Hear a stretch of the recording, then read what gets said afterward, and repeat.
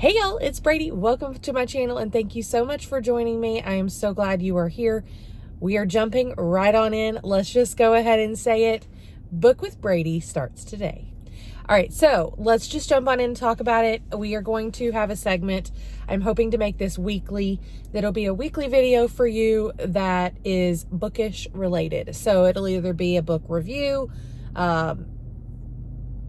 it'll be like a reading recap of the month, or something of that variety. So, or book recommendations, that sort of thing. So if that is your interest, I would love for you to let me know in the comments what kind of books you love to read, because I want us to start kind of our own little book club here and talk about what we like to read, what we are currently reading, and all of those sort of things. So first and foremost, also, one thing I'd love to do is maybe interview authors eventually. Like, you know what I mean? So we're going to kick it off, and I'm sorry if I'm squinting. I am in the car and did not bring my sunglasses, but I wanted to go ahead and get to this video with y'all because I am so passionate about reading, and it's something that is such a passion of mine. And I mentioned before in a previous video that I was going to be bringing more of those sides of my life to YouTube. And so I hope that is something that you're interested in. But anyways, let's just jump on in. I wanted to recap what I read in September and all of my thoughts on the 11 books that I read for September. Okay, so I read kind of an eclectic mix of things, but it mainly focuses on mysteries, psychological thrillers, romance, some dark romance stuff in there as well. And then also, cookbooks and how-tos and all of those things as well. Parenting, that sort of thing. So kicking off September, I did finish 11 books. Some of those were in audiobook format. Some of those were paperback or hardback format. Some of these were ARCs. If you don't know what an ARC is, it's an advanced reader copy. And I got these mostly through NetGalley. So if you are in the review world, and actually you don't have to be like on TikTok or YouTube or anything like that. You can just simply review on Amazon, Goodreads, Barnes & Noble, like different retailer websites. So it's totally up to you on that side of things. But so I've been doing that on Amazon and Goodreads. And if you want to follow me on Goodreads, I will have that link down below. But basically, you can you can get advanced reader copies or advanced listener copies which is what the audiobooks will be. And you can request for them. They have some that are like read now, and you can kind of get your feel of doing things. There's a lot to consider with NetGalley, so we can talk about that in another video if you'd like. But I've been doing that for about 3-ish months. Maybe it's been closer to 6 months now that I've been doing. In the last 3 to 6 months, I have been doing these ARC reviews, and I'm really enjoying it. It's been a good way to get a wider assortment of things to read, and also just to be excited about what's coming out, and that sort of thing. So the first one that I finished for September to kick off the month strong was A Brew for Chaos by Esme Addison. And so you can see that here. This was the audiobook ALC Advanced Listener Copy version from NetGalley. And this is actually not the first in this series. And so I had never read Esme Addison before, but I saw it on NetGalley and I was very intrigued by the description. And so then I checked it out and I was like, y'all, this is good. So A Brew for Chaos centers around, it's kind of like a magical realism book. So there are like witches and mermaids and that sort of thing, but it's also kind of grounded in reality. I am not a true fantasy reader, or sci-fi reader. Either of those are usually not my jam. However, I do like magical realism. I always want to say realness. Magical realism when it fits the storyline. And so for this one, it does. It's about this small town, like an island. And then, they've been told that there's mermaids and mermaid lineage, but they don't really know. And then all of this stuff is happening. And of course, the main female character There's also kind of a romance element. It is not super spicy though. It's very chaste on that end of things. But there is an element of romance to it, but also just this mystery of her trying to unravel like who is after her family. And then the main male character is, kind of sent there. He is in law enforcement. And so she kind of unravels like, what is our connection? And all of that. So really, really good book. I think I gave it 4 stars. Honestly, a great way to kick off September, kicking off, into fall. I know September 1st is, I think, the day I finished it. And September 1st is definitely not, like fall weather. In the South, it's still 105 degrees here. You know what I mean?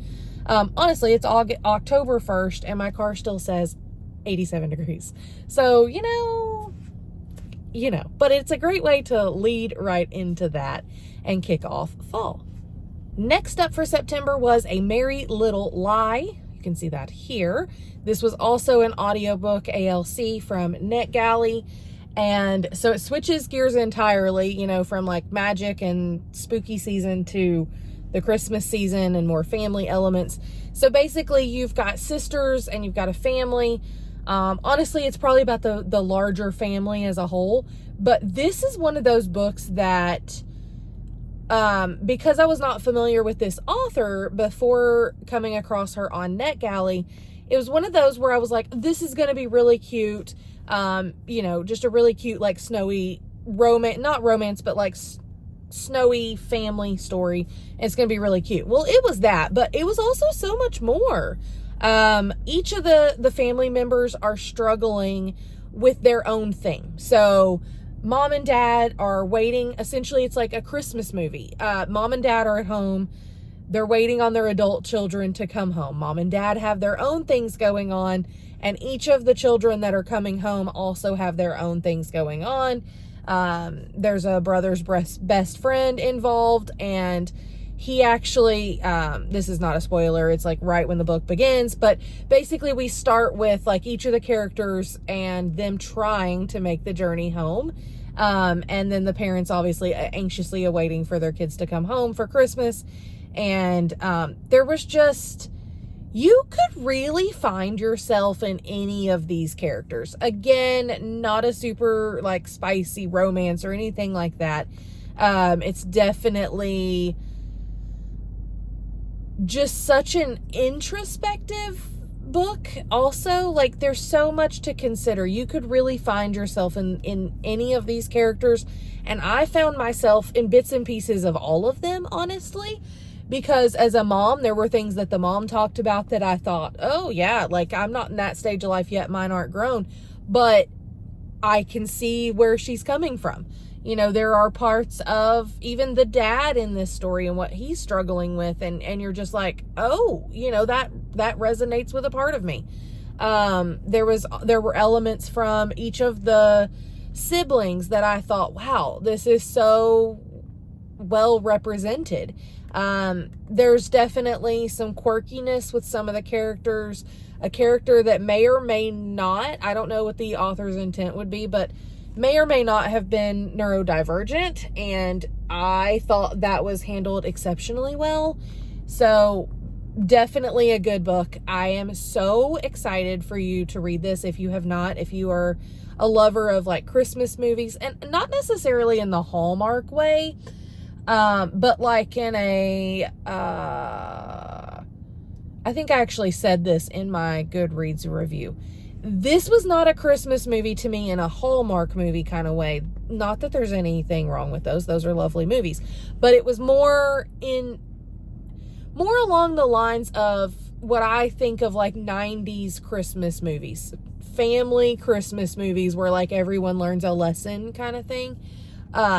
It was that. So there's humor, there's, touching moments, there's just so much to be spoken about in all of these characters and all of their lives and how that translates to the human experience as a whole. So lots there. So if you are looking for a book that gives you like 90s Christmas movie vibes, this is what you're looking for. It's going to be one of my top reads for the year, most likely. Book 3 for, apparently I'm grabbing my hair. Book 3 for September is 9-Month Contract by Amy Doss. This was on Libby through our library, and I had put this book on hold quite a while ago, and so finally got a chance to read it. Y'all, it is just so good. So switching gears, this is definitely a romance novel. That is what it is about. But each of the characters, of course, have their own character development and have their own backgrounds and why they behave the way that they do. And you can just also, again, see a lot about life in these, which is something that I prefer when I am reading a romance novel. Not that everyone like has to come from like a completely broken past, but you know what I mean? Like, we all have our things. Life is hard on every human on this planet. And so we all have our things that we bring to the table.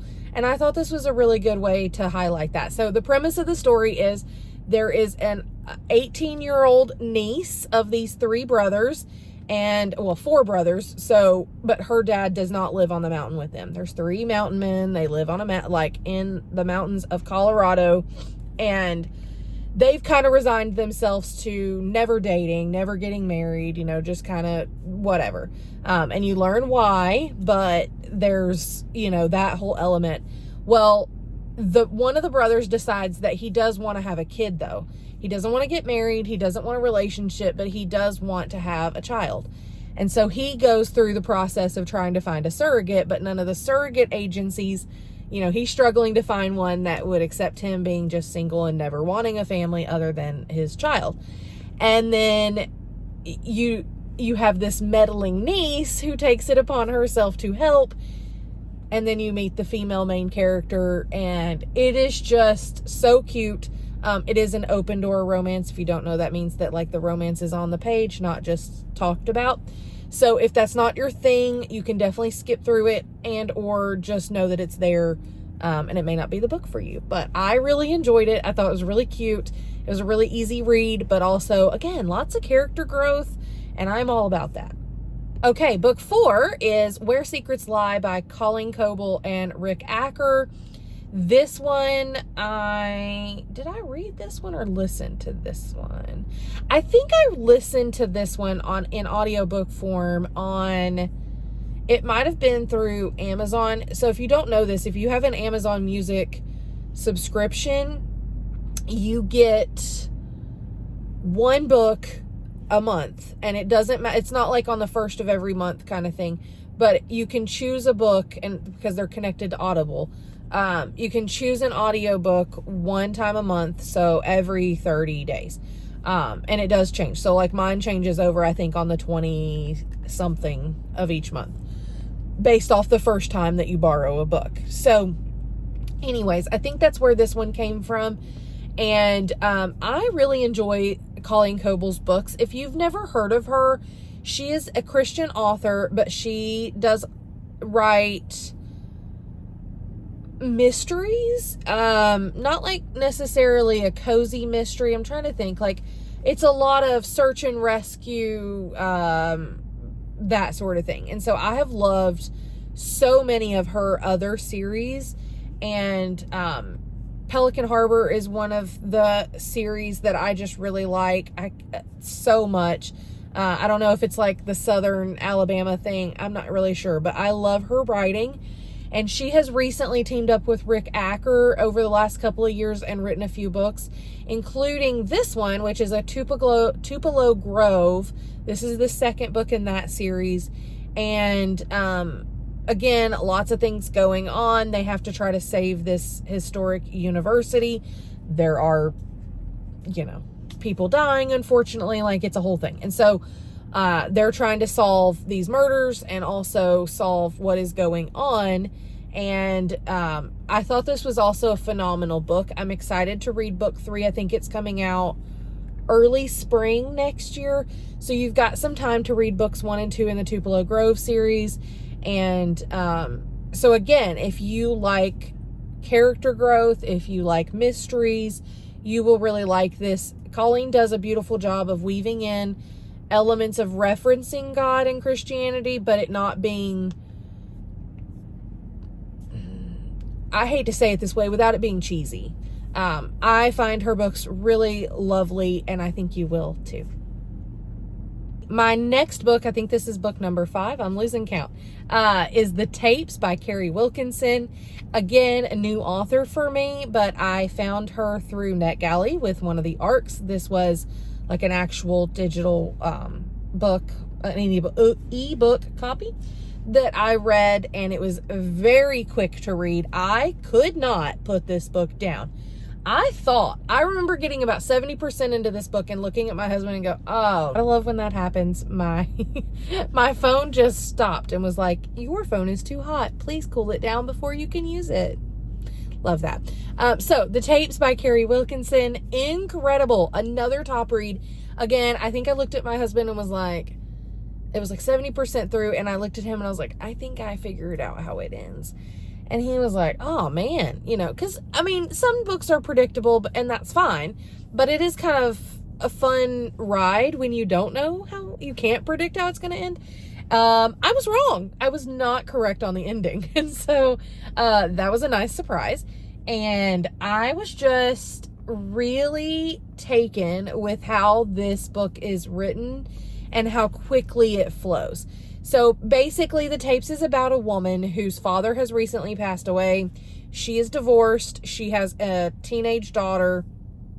And the book kicks off with her discovering these tapes that her estranged mother, her mother has been missing for, I think, 13 years at that point. And her father has died, and she's going through all of his things and clearing out his house and trying to sell it and all of those things. And so upon doing this, she discovers these tapes that her mom had recorded, almost like a diary / podcast. It would have been, I think in the 90s probably, or 80s when she was recording these tapes, probably the 90s.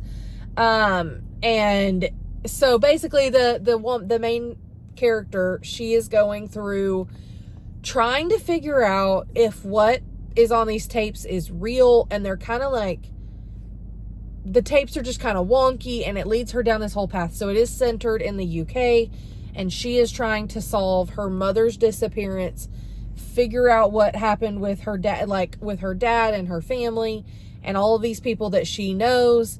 And it was just such a good story. I will definitely be on the lookout for more Carrie Wilkinson books, because if she writes anything else like this, I was hooked from the very first page and held on through the very end. It's not super gory. There's nothing like that. It's just a good, like, psychological, I don't even know if I'd call it psychological thriller. It's just a good mystery with some thriller elements and true crime. If you're a fan of true crime, you're going to love this. Love it. So that is The Tapes by Carrie Wilkinson. A book, I don't even know what we're on, 6 or 7, is He Sees You When You're Sleeping. This book is not for everyone. This is another NetGalley read, but if you like dark romance, you're really gonna like this one. I found the main characters to be, I don't know if relatable is the right word, very interesting characters, the banter was good. There was just so much to say. There's just so much to say, and I don't, you know what I mean? It's definitely a dark romance, definitely kind of probably a dark rom-com. If the dark element is not for you, if open door romance is not for you, then just skip this book entirely. Totally normal, totally fine, totally acceptable to do. But I thought it was really good. Even if it was a bit different than all these other books that I had read, I thought it was really, really good. It gave me, if you've read Lights Out, it gave me like holiday Lights Out vibes. That's what I gained from it.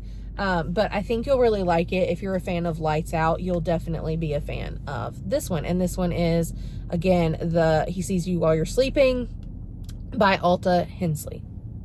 Okay, my next book that I finished in September was also an audiobook ALC from NetGalley, and that is Under the Greek Sky. And I found this surprisingly incredible. If you were like a Mamma Mia fan, if you were a fan of some of those stories, let me try to think. Like,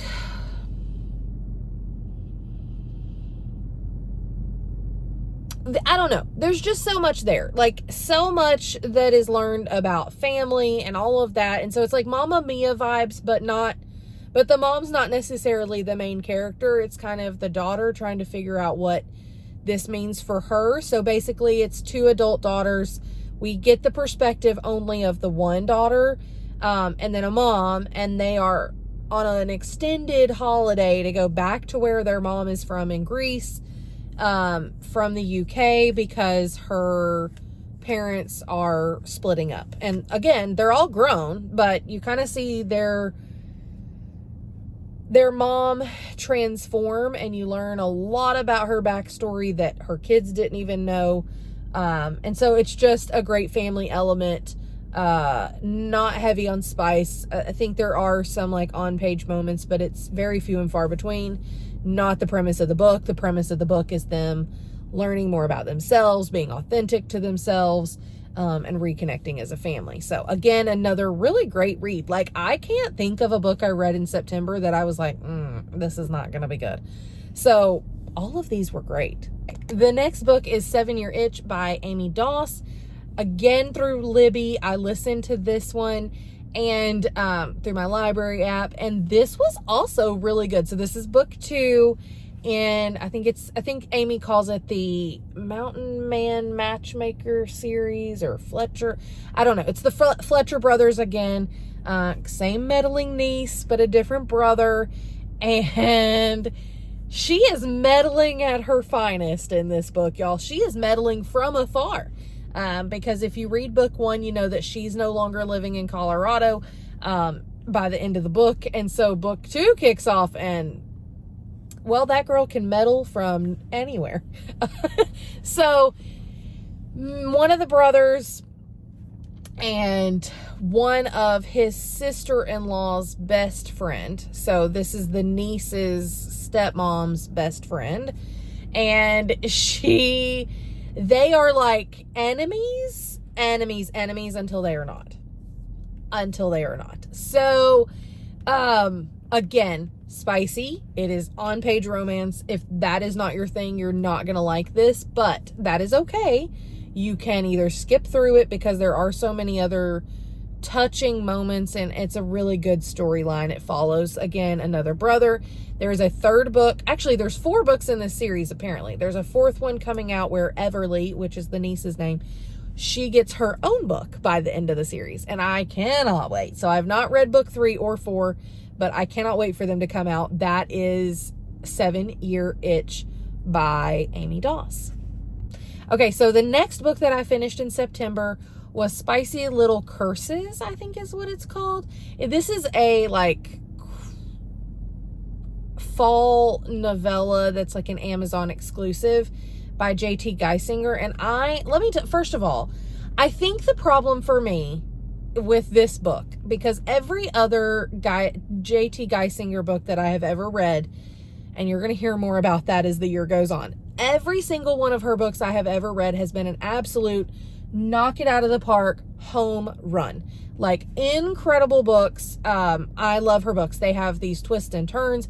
We've got another J.T. Geisinger book that is coming out that I'm going to be sharing about with y'all soon. It comes out in November. I have already read it. It'll be in my... Was it in my August? Now I need to go back and look and make sure I didn't leave that off my list, y'all. When did I finish that? August or September? I'm going to go back and look, because I'll add it to this video if... we'll at least mention it here. But anyways, J.T. Geisinger is an incredible author. She has a lot of twists and turns in her books, while also like a spicy romance version. There's so much going on in her books. But they're absolutely incredible. This one was not my favorite, but let me tell you why. I think it's me.